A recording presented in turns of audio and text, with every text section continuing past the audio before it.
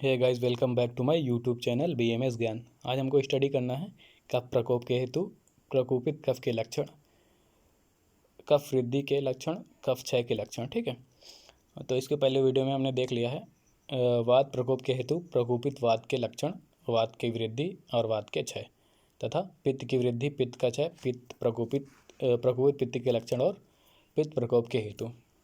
ठीक है, तो अगर आपने इन सब टॉपिक्स पे वीडियो नहीं देखी तो आप हमारे चैनल की प्लेलिस्ट में जाके दूस से आदि विज्ञानम प्लेलिस्ट पे जाके क्लिक करके वहाँ से इनकी वीडियोस देख सकते हैं। ठीक है, और अगर आपको इस वीडियो के पीडीएफ चाहिए तो आप हमारे बीएमएस ज्ञान के ब्लॉग पे जाके इसकी पीडीएफ प्राप्त कर सकते हैं, जिसकी लिंक मैंने डिस्क्रिप्शन में दे दी है। ठीक है, तो चलिए स्टार्ट करते हैं। कफ प्रकोप के हेतु।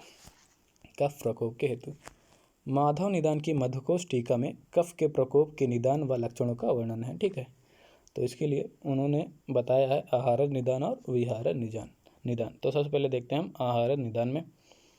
तो इस आहार और विहार का पालन करने से या इनका आचरण करने से कफ का प्रकोप होता है, या ये सारे कफ के प्रकोप के हेतु हैं। ठीक है, तो एक एक करके देखते हैं। पहले आहार निदान पे आते हैं। तो गुरु भोजन करने से कफ का प्रकोप होता है। मधुर भोजन, अति स्निग्ध भोजन, दुग्ध विकार, इक्षु विकार, द्रव भोजन, दधि सेवन और सर्पी प्रयोग, ये सब आहार के सेवन करने से कफ का प्रकोप होता है। अब देखते हैं विहार निदान में। तो अधिक निंद्रा करने से मतलब अधिक सोने से कफ का प्रकोप होता है। अब काल अनुसार देखते हैं। तो दिन व रात्रि के आदि काल में मतलब शुरुआत में या स्टार्टिंग में, दिन के शुरुआत में और रात्रि के शुरुआत में कफ का प्रकोप होता है। फिर भोजन करने से तुरंत बाद, जैसे भोजन करते हैं तो कफ का प्रकोप बढ़ जाता है। बसंत ऋतु में भी कफ का प्रकोप बढ़ता है। ठीक है, तो ये हो गया कफ प्रकोप के हेतु। अब देखते हैं हम प्रकोपित कफ के लक्षण। इसके लिए जो आचार्य काप्य ने वर्णन दिया गया है चरक सूत्र स्थान 12 में, वो है कि काप्य उवाचा सोम एव शरीरे श्लेष्म अंतर्गता, सोम एव शरीरे श्लेष्म अंतर्गता, कुपिता आकुपिता, शुभ अशुभ हानि करोति, तददा डाढ़ैर्य शैथिल्यम उपचयम, कार्स्यम उत्साहम आलस्यम वृष्ता क्लीवताम, ज्ञानम अज्ञानम बुद्धिम मोहम इति एवं आदिनि च आपरणी द्वंदन इति। एक बार फिर से बोलता हूँ मैं। काप्य उवाच सोम एव शरीर श्लेष्म अंतर्गता, कुपिता आकुपिता, शुभ अशुभ हानि करोति, तददा डाढ़ैर्य शैथिल्यम उपचयम, कार्स्यम उत्साहम आलस्यम वृष्ताम क्लीवता, ज्ञानम अज्ञानम बुद्धिम मोहम इति एवं आदिनि च आपरिणी द्वंद्वम न्य इति। ठीक है, तो इसका वर्णन देखते हैं कि आचार्य काप ने कफ में रहने वाले सोम के कुपित आकुपित होने पर होने वाले शुभ व अशुभ कर्म निम्न बताए हैं। ठीक है, तो ये सारे हमारे लक्षण बताए गए हैं प्रकोपित कफ के।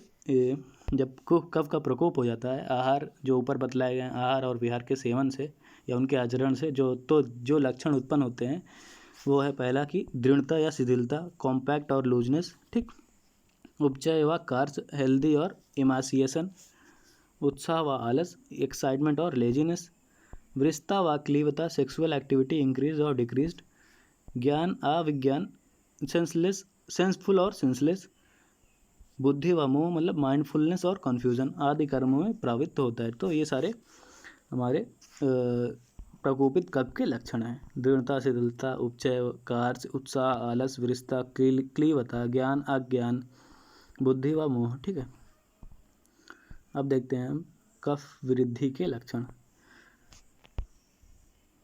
कफ वृद्धि के लक्षण, तो इसलिए जो आचार्य सुश्रुत ने सूत्र स्थान 15 में इसका जो वर्णन दिया है वो है कि श्लेष्म वृद्धो सौकल्यम शैत्यम स्थैर्यम गौरवम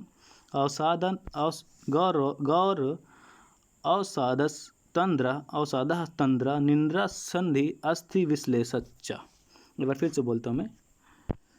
श्लेष्म वृद्धो सौकल्यम शैत्यम स्थैर्यम गौर अवसादः तंद्रा निंद्रा संधि अस्थि विश्लेषश्च। ठीक है। दूसरा जो बताया गया है वो है अष्टांग संग्रह सूत स्थान 19वें में। वो है कि श्वेत शैत स्थौल आलस्य गौरव अंग सादस स्रोतः पिधान मूर्छा निंद्रा तंद्रा श्वास कास प्रसेक हल्लास अग्नि साध संधि विश्लेष आदि भी श्लेष्मा। एक बार फिर से बोलता हूँ। श्वेत शैत स्थौल आलस गौरव अंग साध स्रोतः पिधान मूर्छा निंद्रा तंद्रा श्वास कास प्रसेक हल्लास अग्नि साध संधि विश्लेष आदि भी श्लेष्मा। ये हो गया हमारा अष्टांग संग्रह के अनुसार। अब देखते हैं अष्टांग हृदय के अनुसार जो वर्णन दिया गया है सूत स्थान 11 में। वो है कि श्लेष्म अग्नि सदन प्रसेक आलस्य गौरवम श्वेत शैत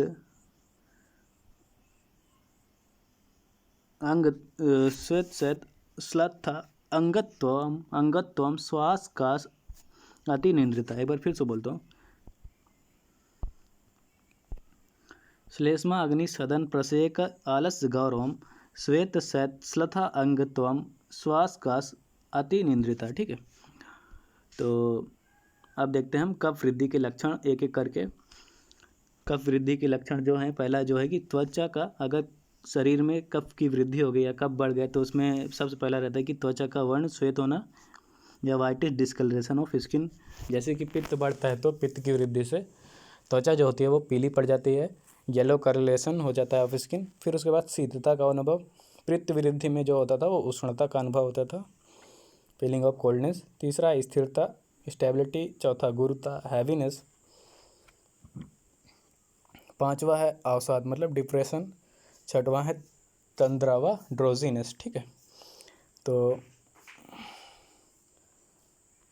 ये हो गया। सातवां है निंद्रा, बहुत ज़्यादा नींद लगती है पित्त वृद्धि कफ वृद्धि के होने से। आठवां संधियों में शिथिलता या ढीलापन, अगर बहुत ज़्यादा कफ बढ़ गया तो लूजनेस ऑफ जॉइंट्स हो जाता है। फिर उसके बाद स्थौल मतलब ओबिसिटी। ठीक है, ओबिसिटी। 10वां है आलस मतलब लेजीनेस, कफ का वृद्धि से लेजीनेस पैदा होता है, आलस से। 11वां है स्रोतों में अवरोध, ऑब्स्ट्रक्शन इन चैनल्स। 12वां है मूर्छा फेंट। 13वां है श्वास मतलब ब्रीथलेसनेस। 14वां है कास मतलब कफ खांसी। फिर 15वां है कफ प्रसेक मतलब प्रोडक्टिव कफ का बाहर निकलना। 16वां हल्लास नौजिया। फिर अग्निसाद है लास्ट हमारा डिमिनिश्ड डाइजेशन। ठीक है, बहुत कम भूख लगती है अगर कफ की वृद्धि हो गई है तो ये हो गया हमारा कफ वृद्धि के लक्षण। अब देखते हैं हम कफ क्षय के लक्षण। तो कफ क्षय के लक्षण, तो इसके लिए जो सुश्रुत ने वर्णन दिया है सूत्र स्थान 15 में, वो है कि श्लेष्म क्षय रुक्षता अंतर्दाह आमाशय एतर श्लेष्माशय शून्यता संधि शैथिल्यम तृष्णा दौर्बल्यम प्रजाग्रम च। एक बार फिर से बोलता हूँ। श्लेष्म क्षय रुक्षता अंतर्दाह आमाशय एतर श्लेष्माशय शून्यता संधि शैथिल्यम तृष्णा दौर्बल्यम प्रजाग्रम च। ठीक है। तो कफ क्षय के लक्षण जो हैं श्लेष्म क्षय मतलब श्लेष्म क्षय के जो लक्षण है वो है, या कफ क्षय के लक्षण जो है कि रुक्षता ड्राइनेस, अंतर्दाह आंतरिक दाह इंटरनल बर्निंग, आमाशय एतर श्लेष्माशय शून्यता। ठीक है। आमाशय तथा अन्य स्थानों पर श्लेष्मा की शून्यता, लॉस ऑफ श्लेष्मा फ्रॉम देयर ओन साइड। ठीक है। संधि शैथिल्य मतलब संधि में शिथिलता, loss of strength of joint. तृष्णा दौर्बल्यम, तृष्णा थ्रस्ट, दौर्बल्यम मतलब वीकनेस। प्रजागरण मतलब रात्रि जागरण, नाइट अवेकनिंग, नींद नहीं आती रात को अगर कफ का क्षय हो गया तो ये हो गया सुश्रुत के अनुसार। आप देखते हैं अष्टांग संग्रह के अनुसार जिन्होंने वर्णन दिया है सूत्र स्थान 19वें में जो किया है। भ्रम उद्वेष्टन निंद्रा अंगमर्द परिशोस्तोद दाह स्फोटन वेपन धूमायन संधि शौथिल्य हृदय द्रव श्लेष्माशय शून्यता आदि भी श्लेष्मा। एक बार फिर से बोलता हूँ। भ्रमो द्वेष्टन निंद्रा अंग मर्द परिशोस्तोद दौ दाह स्फोटन वेपन धूमायन संधि सौथिल्य हृदय द्रव श्लेष्माशय शून्यता आदि भी श्लेष्मा। ठीक है, तो इन्होंने बताया अष्टांग संग्रह ने कि अष्टांग संग्रह के अनुसार भ्रम मतलब गिडीनेस, उद्वेष्टन मसल क्रैम्प्स, अंगमत बॉडी एक, परिप्लॉस मतलब burning sensation in sensory organ, Tod मतलब पिन पॉइंटेड पेन कांटे जैसी चुभन होती है, दव दाह अर्थात स्थानीय जलन, लोकलाइज्ड बर्निंग सेंसेशन, स्फोट मतलब ब्लिस्टर्स, वेपन ट्रेमर्स या कंपन। उसके बाद मुंह से धुएं की प्रवृत्ति, माउथ इमिट हॉट फ्यूम्स। 17वां हृदय की धड़कन में वृद्धि पैल्पिटेशन। ठीक है, तो ये है अष्टांग संग्रह के अनुसार कफ क्षय के लक्षण। ठीक है, अब देखते हैं अष्टांग हृदय के अनुसार कफ क्षय के लक्षण। इन्होंने बोला कफे भ्रमा श्लेष्म आशया नाम शून्यतम हृदय द्रव स्लस्थ संधिता। ठीक है, तो कफे भ्रमा कफ के क्षय के लक्षण से भ्रम उत्पन्न होता है। श्लेष्म आशया नाम शून्यतम और आमाशय आदि में शून्यता, कफ की शून्यता या कफ का क्षय। हृदय द्रवम, तो हृदय द्रवम क्या था कि दर्द, उसके बाद क्या है कि हमारा श्लथ संधिता, संधियों की शिथिलता। ठीक है, तो ये हमारा कंप्लीट हो गया कफ क्षय के लक्षण। तो हमने इसमें पढ़ लिया है, पहला कफ क्षय के लक्षण पढ़ लिया। उसके पहले हमने देखा था कफ वृद्धि के लक्षण, उसके पहले हमने देखा था प्रकोपित कफ के लक्षण और कफ प्रकोप के हेतु। ठीक है, तो ये हमारा कंप्लीट हो गया कफ प्रकोप के हेतु, प्रकोपित कफ के लक्षण, कफ वृद्धि के लक्षण और कफ क्षय के लक्षण। तो अगर आपको इसमें कोई भी डाउट हो तो आप हमें अपना क्वेश्चन कमेंट बॉक्स में पूछ सकते हैं। ठीक है, तब तक के लिए धन्यवाद।